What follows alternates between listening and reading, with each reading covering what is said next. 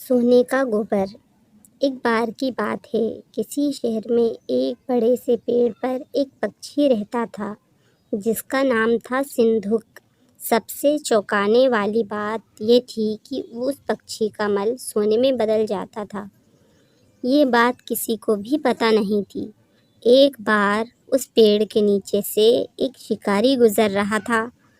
शिकारी उस पेड़ के नीचे आराम करने के लिए ठहरा था।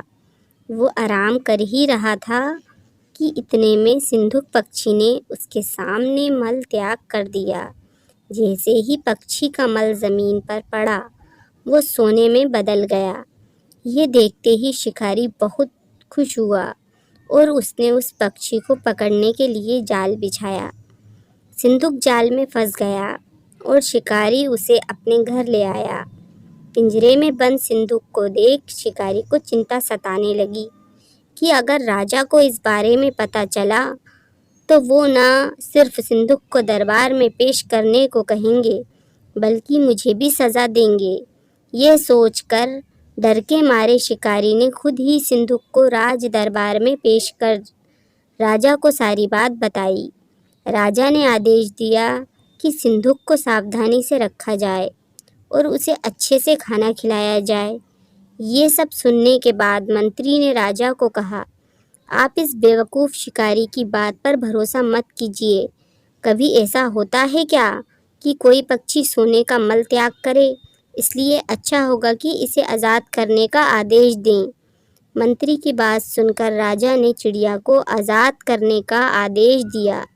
सिंधुक उड़ते उड़ते राजा के दरवाजे पर सोने का मल त्याग करके गया। ये देखते ही राजा ने मंत्रियों को उसे पकड़ने का आदेश दिया, लेकिन तब तक वो पक्षी उड़ चुका था।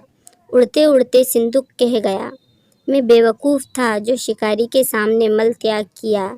शिकारी बेवकूफ़ था जो मुझे राजा के पास ले गया।